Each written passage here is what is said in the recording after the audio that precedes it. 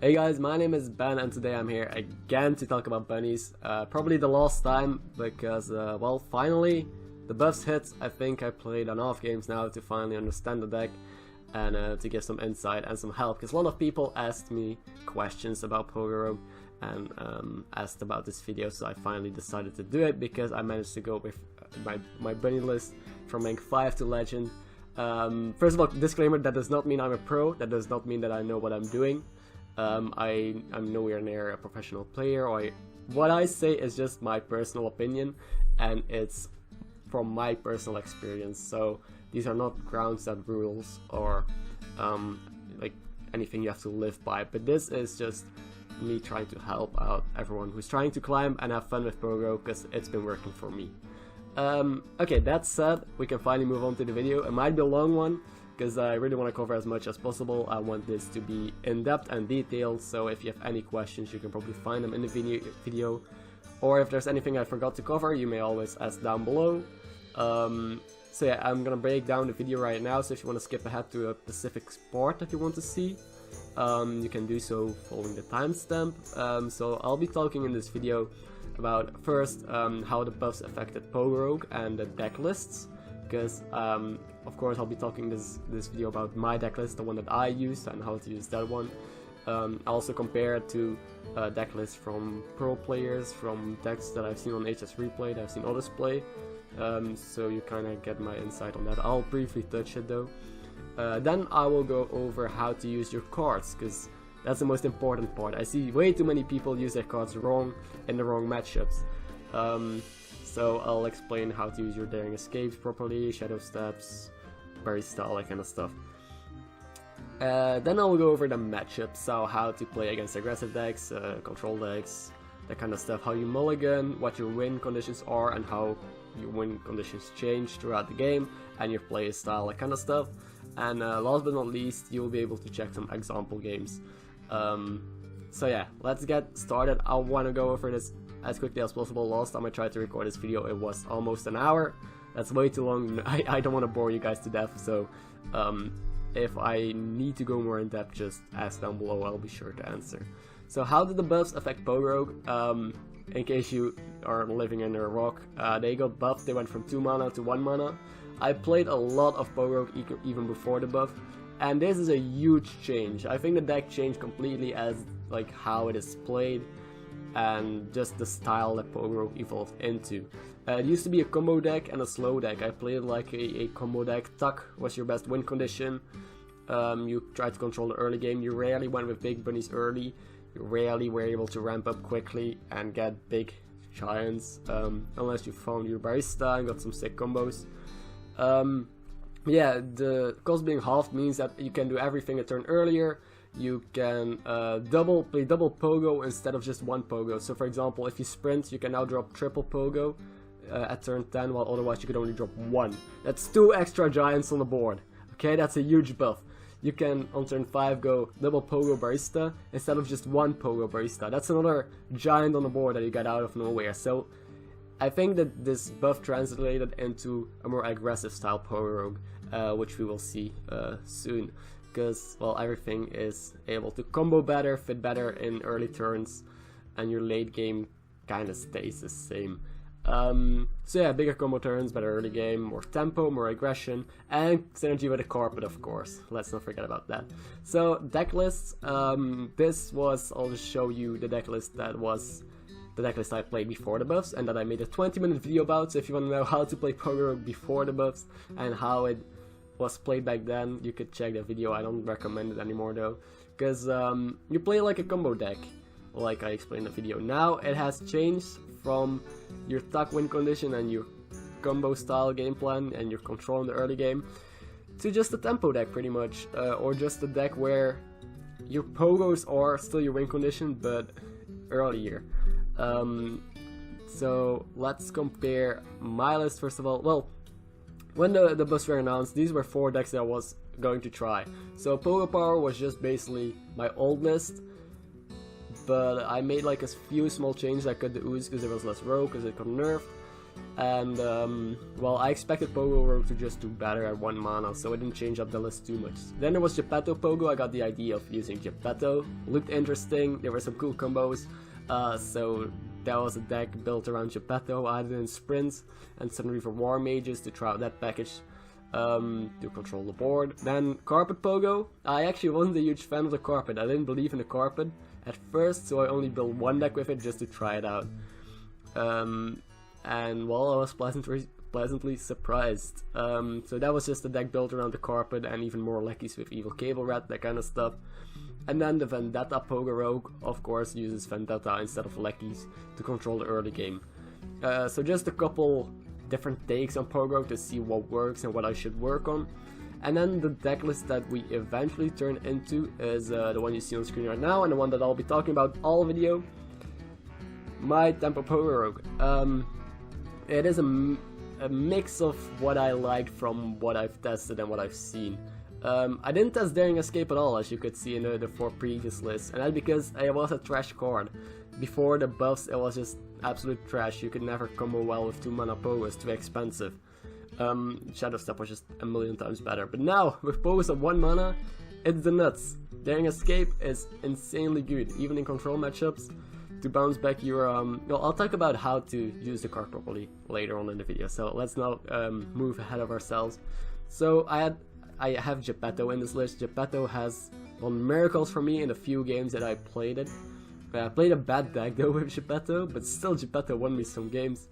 I'll talk about why Geppetto is good in my opinion in a second. And if you don't believe Geppetto is good, just check some of those example games on, well, this channel, or well, I played it from rank 5 to Legend with Geppetto, and it won me against aggressive decks. You could check some of my VODs, everything was streamed live. It's a good card, trust me. And then, yeah, besides that, I have double Carpet, lackeys. And if you compare this, I'll quickly compare this to 3 famous lists that I saw in HS Replay, and that I know pros and a lot of other people play. So the first one is very similar, it just doesn't run the Geppetto anymore. And besides that, well, it uses preps, which I'm not a huge fan of, because, well, it's just, it got nerfed, it's not that good. This deck doesn't even run Sep. Without Sep running preps, I don't know. This was the most played deck on HS Replay. I don't see why you would run preps in this, only for Vanish. And then Agent, I used to run SI Agent as well. It's a good control card, I get the idea. But usually it's like on turn 3, you already need the coin, you have backstabs to combo, sure, but you have Miscreants that you want to play on 3, or maybe an Edwin for tempo, or do Pogo stuff already. It's been hard to find, well, good uses for SI. I rather include the Carpets than SI. So the second list is one that you run spells, a lot of spells, spell damage with Talnos and draw. I get the idea, but I rather play your Spirit package with Novice and Piper for draw. This is a more heavily cycle based deck, but I just don't see it. It's not something that I prefer, especially against control or shifts, or just and Fan of Knives are just not doing that much most of the time. Sure, they can be clutch sometimes, but I have not missed those and not that much draw. I feel like the draw in the list that I have feels about right. You always have Myras, you have so much more draw to keep going. This deck doesn't even run Daring Escapes, which I think is pretty essential for early bunnies. And the last one is one that is just basically a tempo Togwaggle Rogue with Pogos jammed into it.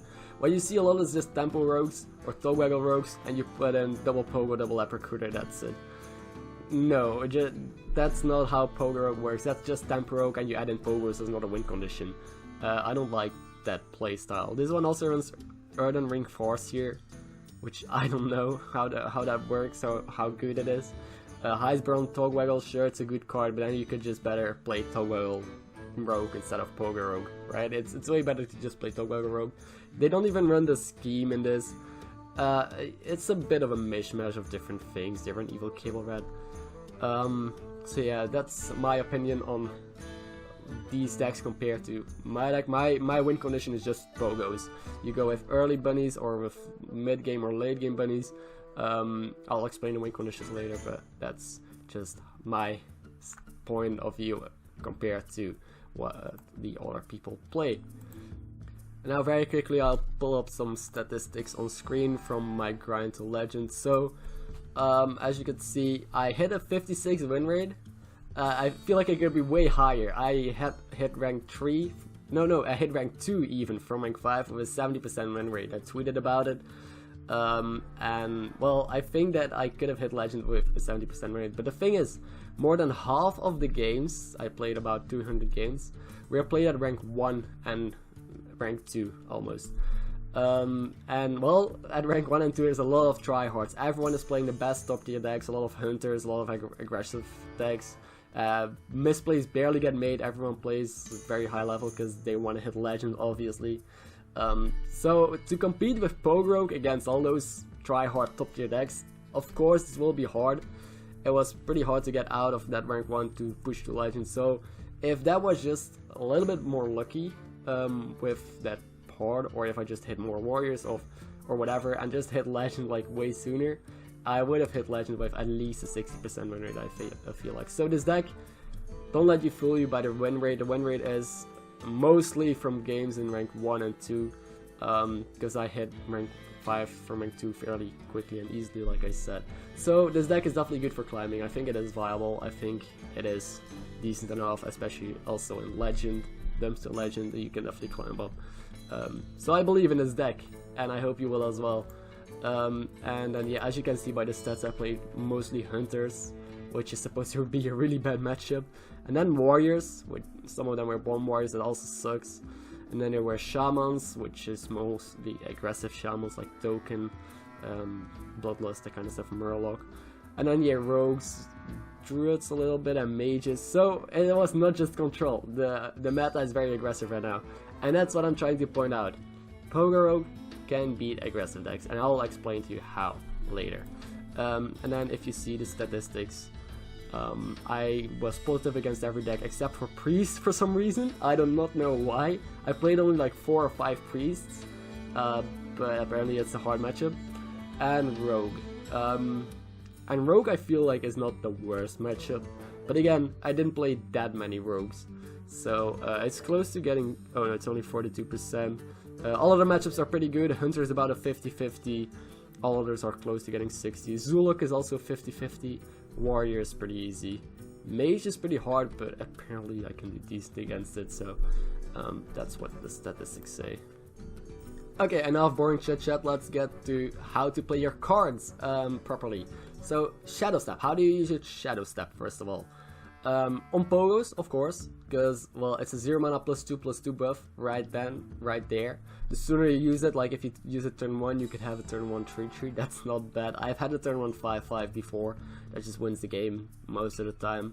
Because what deals with it, realistically, besides Earthshock in Shaman?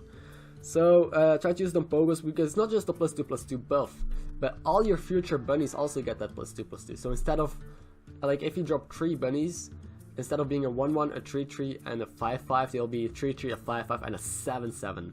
That's +6/+6 statistics for just 0 mana.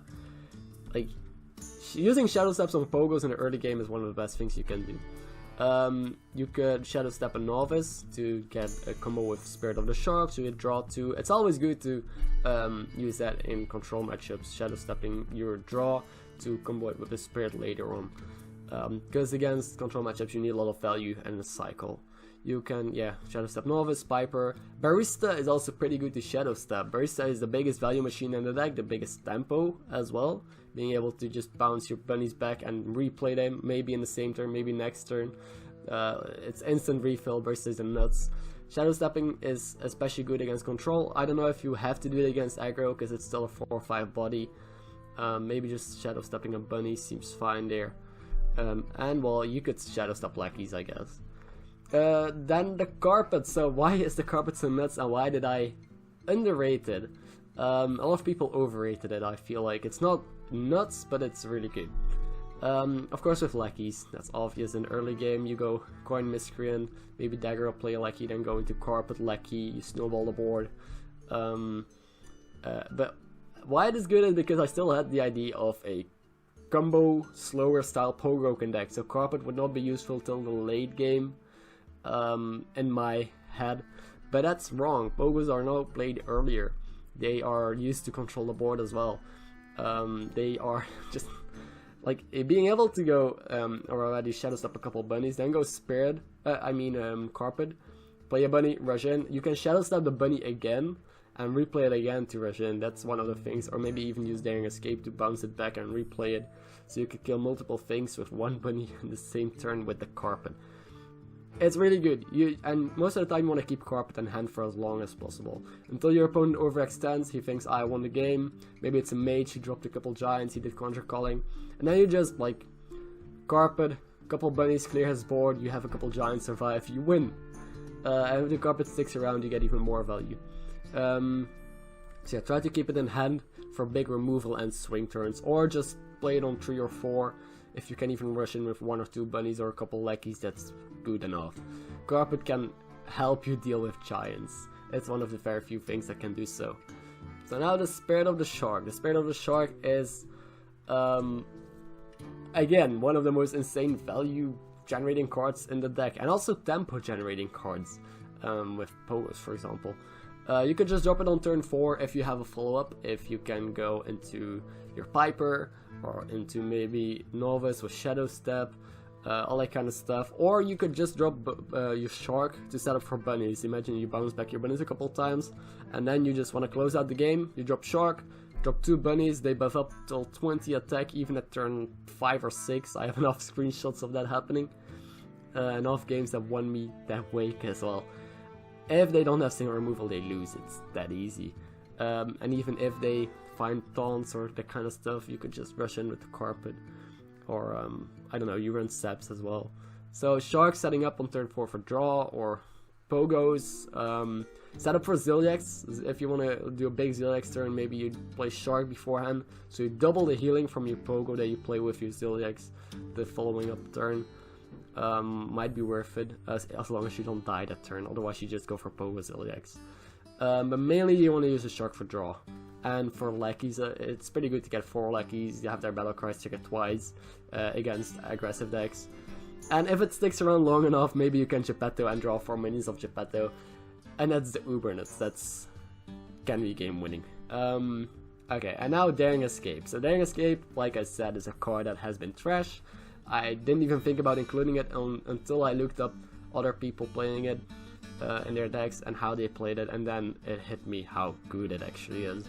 You always want to try to bounce back as much as possible. Everything in your deck has a battle cry, so it all has synergy with the Spirit of the Shark, with Barista, and with Daring Escape. So being able to, for example, go Bunny, Novice, and then Daring Escape, that's perfectly fine. I would, instead of going Bunny, Daring Escape, and double Bunny again, I actually would prefer to bounce back the Novice as well. Getting that extra draw is really essential for the deck.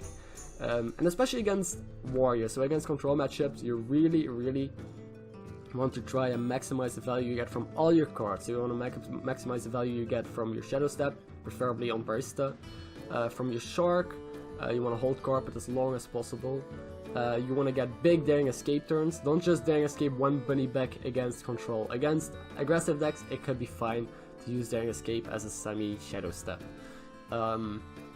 Although, of course, more value the better. And it translates in tempo as well. So that's kind of how you use Daring Escape control versus aggro. And Barista is the power. Barista is my favorite card. Let's just start off with that. Barista is so good. I think it should see more play in different decks.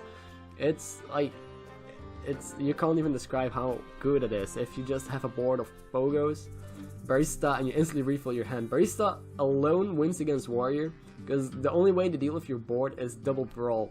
Sure, they have Shield Slams and Executes, but that deals with one bunny. The only way to deal with a wide board with bunnies is Brawl. Besides that, they don't have a single way to clear a wide board of bunnies. At least that I'm aware of. Correct me if I'm wrong.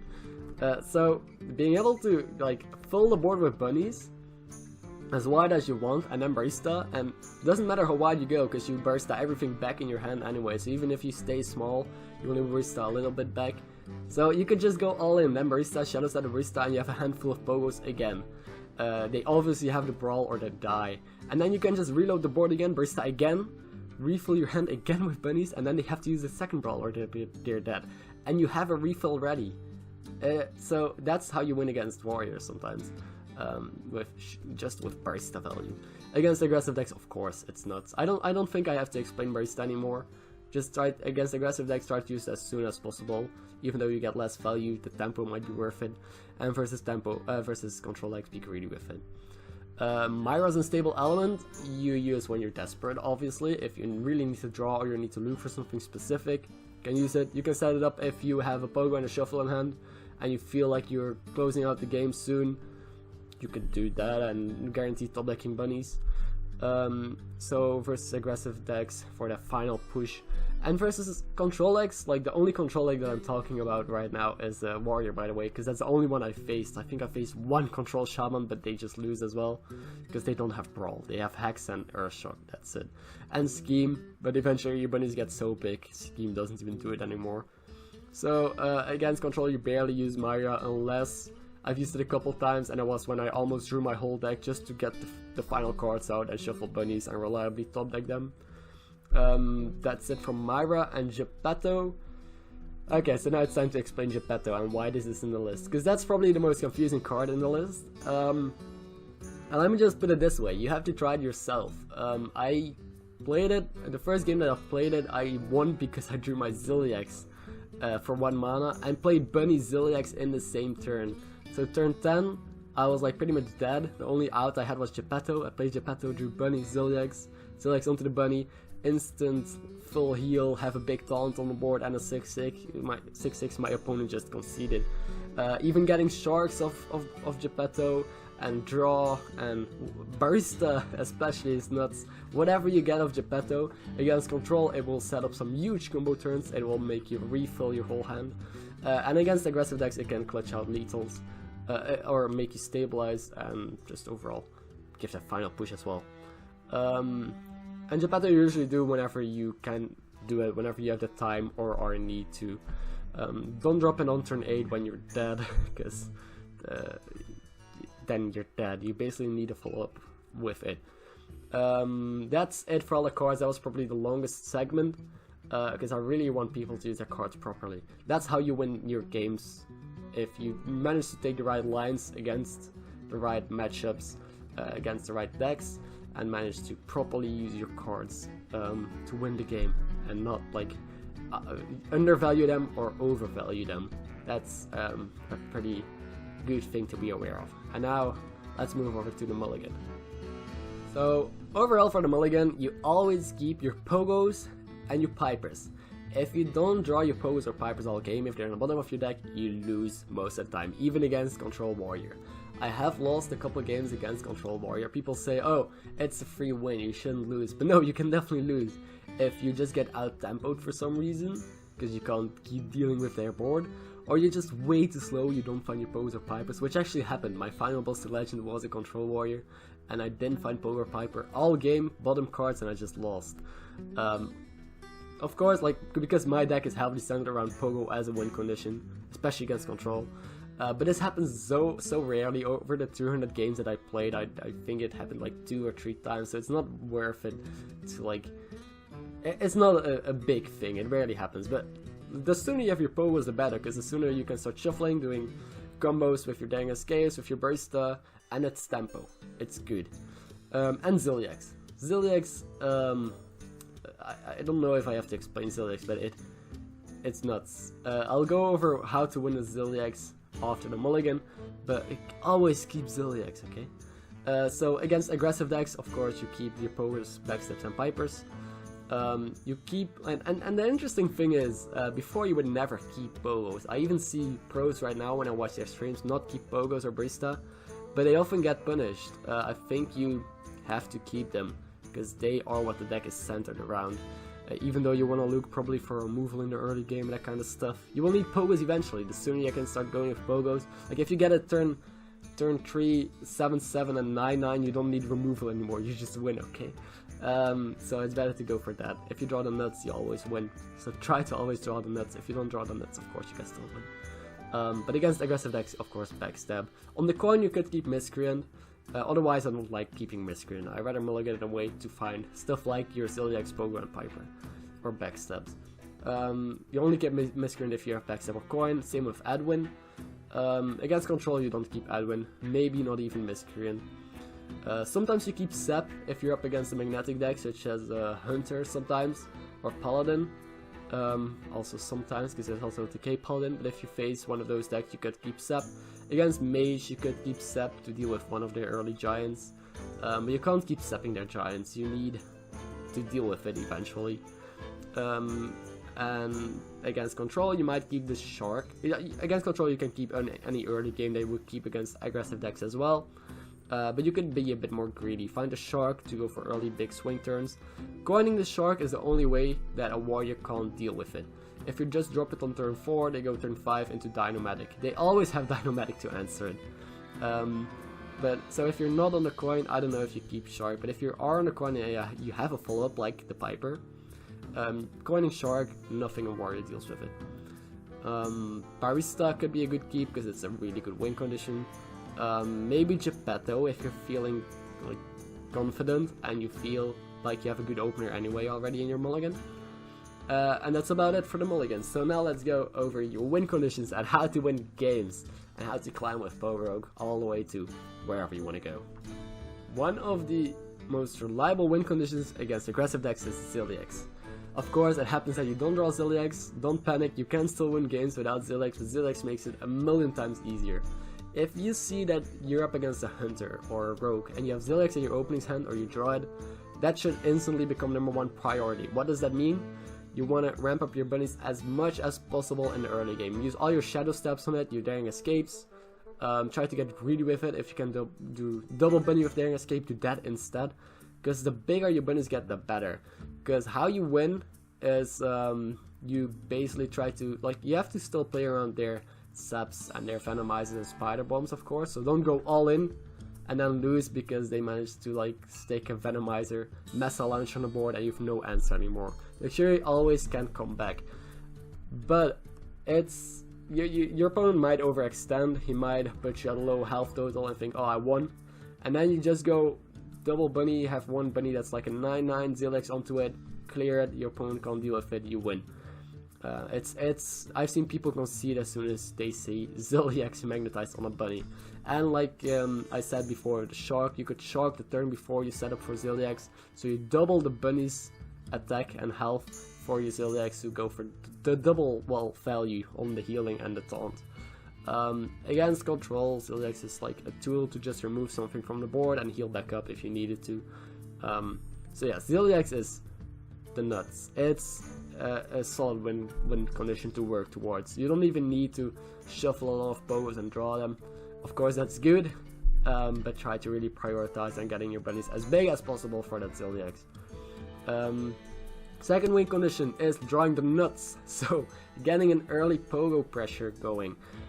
There are enough examples where people, and myself included, go pogo daring escape on turn 2 with a coin, or turn 3 into double pogo. Like, it's a 5/5 and a 7/7 on turn 3 or 4. Not a single deck can deal with double giants on turn 3 or 4. I've had turn 5 a board full of high attack pogos. It's not, like I said, not a single deck can win against so much tempo so early. So if you draw the nuts, you win against most decks, unless of course it's Shaman who gets his double Earthshock and his double Hex instantly, or a Mage who drops giants to contest for some reason. But like, you should see when you draw the nuts and just know, oh, I won the game, and just don't mess up. Don't mess up, because if they actually manage to deal with both of your pogos and you don't have shuffle any in your deck, your win condition is gone and you basically lost. Of course, it is fine to just drop both pogos out there without shuffle if you feel like you're just winning the game next turn or in 2 turns and you can't get punished. And yeah, use your daring escapes, leopard recruiter, shadow steps, barista, sharks. Even just going shark on 4 to then drop double pogo after daring escape, to just double attack and health on both pogos. to close out the game is a good way to apply early pressure.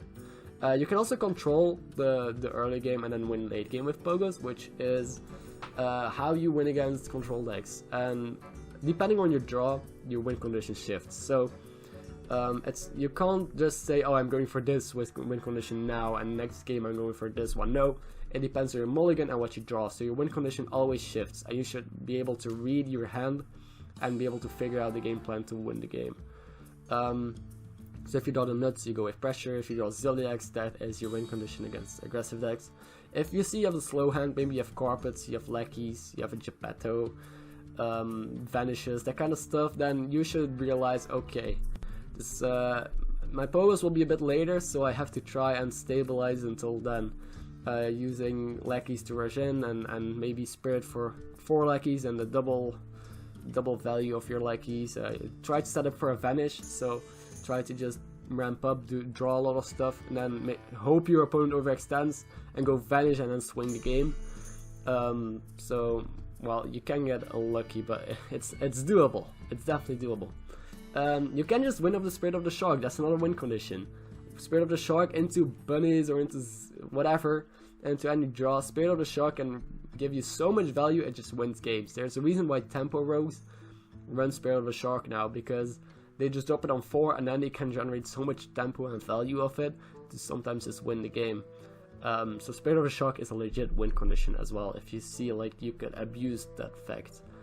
So yeah, another win condition is finding a big swing turn. So knowing you have a vanish in hand, maybe being able to just make your opponent overextend, even making yourself drop at a low health total, and then just going vanish into a shitload of big bunnies, and you still have carpet left to maybe trade if he reloads the board again, and set up lethal over 1 or 2 turns.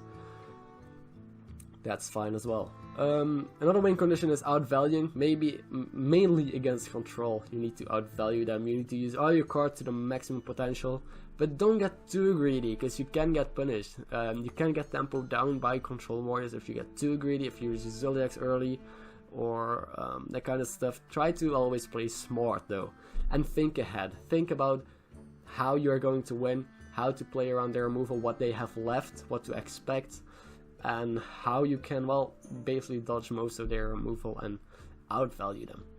And then I also want to brief the mirror match, because at rank 5 and 4 I faced like 3 other pogo rogues. Besides that, I haven't faced a single one in the higher ranks, but it's still worth mentioning.